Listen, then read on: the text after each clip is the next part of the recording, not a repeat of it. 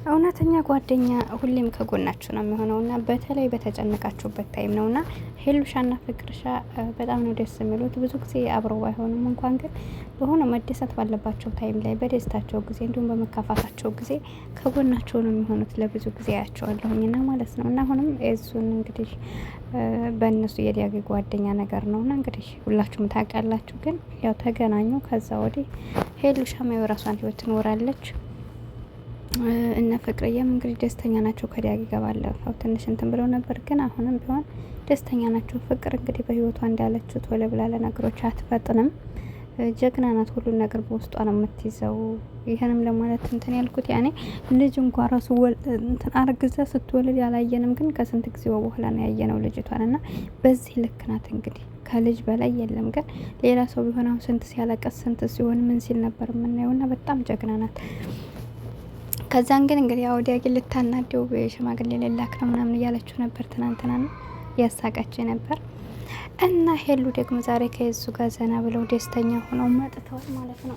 እዚህ አንድ ድመት አለ አንተ ወላሂ እዚህ አንድ ድመት አለ የሚያስፈልጉለት። ለማንኛውም አሰላሙ አለይኩም ወራህመቱላሂ ወበረካቱ። ውድና የተከበራችሁ ቻናል ቤተሰቦች እንዴት ናችሁ? ደህና ናችሁ? ሁሉ ሰላም ሁሉ መልካም። እኔ ያለሁላችሁ አልሐምዱሊላህ። ለቻናል አዲስ ከሆናችሁ ላይክ፣ ሼር፣ ሰብ እያደረጋችሁ አበረታቱኝ። አይከፈልበትም እና ሀሳብ አስተያየታችሁን ኮሜንት ላይ አስቀምጡልኝ እላችኋለሁና እንደነገርኳችሁ በቃ ጓደኛ ማለት ብዙ ጊዜ በተደሰታችሁም በተከፋችሁም ጊዜ ከጎናችሁ የሚሆን ነው። ግን ደግሞ ስትደሰቱ ችግር የለውም። ምክንያቱም በተደሰታችሁ ጊዜ ማንኛውም ሰው ጠላቱም ወዳጁም ከጎናችሁ ስለሆነ ማለት ነው። ግን በተከፋችሁ ጊዜ ከጎናችሁ መሆን በጣም አሪፍ ነውና እንዳልኳችሁ ሄሉና ፍቅር ያኔ መቀሌ ባለው ሲሄዱ እንደዛውም አንዳንድ ነገሮች ላይ ይገናኛሉ። ምን ይላሉ? ሁሌም ደስተኛ ሆነው ሲኖሩ ብዙም ባይገናኙም እንኳን ግን ደግሞ እንደዚህ አንዳንድ ነገሮች ሲመጡ የሆነ የመከፋት ባህሪ ሲደርስባቸው ቶሎ ብለው ፈጥነው ይደርሳሉ ማለት ነውና ደስ ይላል። ከዛ በኋላ ያው ታውቃላችሁ ህይወታችሁን እሷን ከምፈልገው ሰው ጋር ትሰራለች፣ ሄሉን ከምፈልገው ሰው ጋር ትሰራለች ማለት ነው። ግን መገናኘት ባለባቸውና ከጎናቸው መሆን ባለባቸው ታይም ከጎናቸው ሆነ እንደ ፍቅሬም ማለት ነው። እና እስኪ እናንተ ሳላችሁ ጓደኛ በተደሰታችሁ ጊዜ ወይም ደግሞ ገንዘብ በኖራችሁ ጊዜ ነው ከጎናችሁ የሚሆን ጓደኛ ነው ያላችሁ፣ ወይስ በተከፋችሁ ጊዜ በደስታችሁም ጊዜ ከጎናችሁ የሚሆን ጓደኛ፣ ወይስ ደግሞ እናንተ ስትደሰቱ አብሯችሁ ሆኖ በተከፋችሁ ሳትቷችሁ የሚሄድ ሰው ነው ያላችሁ? እና በጎናችን ያለን ሰው ልናረግ ይገባል ማለት ነውና ለሁላችሁም መልካም ጓደኛ ይስጣችሁ ውድ ቤተሰቦች። እና እንግዲህ ሄሉሻ ዛሬ የኔ ጠንበለል እያለች ነበረ። የኔ ጠንበለል ነው እዙ እያለች ነው እና የኔ ተብሏል። እንግዲህ ከአሁን በኋላ ብዙ ኮመንተሮች እያሳቃችሁ ነበር። ኮመንት ላይ እዙ ሄሉ ፍቅረኛ ከያዘችን የስለት አስገባለሁ ምናምን ብዙ ኮመንት ላይ እያየሁ ነበርና ኢንሻአላህ እነሱ ከተጋቡ ሰርጉ የት ይሆን ትላላችሁ? ዱባይ ወይስ ሳውዲ ነው?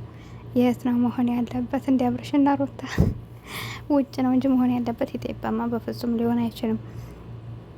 እና ለማንኛውም ፍቅር ደስ ይላል። ፍቅር ሲኖር ደስ ይላል። ለሁላችንም ፍቅር ይስጠን። ዲያጊና ፍቅርም ያው ጥሩ እየተጓዙ ነው። ሁለታቸውም ደግሞ ፈገግታቸው በጣም ነው የሚያስቁኝና ሲስቁ በጣም ነው የሚያስቁት። የሆነ ነገራቸው ምናምን በቃ ብቻ ደስ ይላል።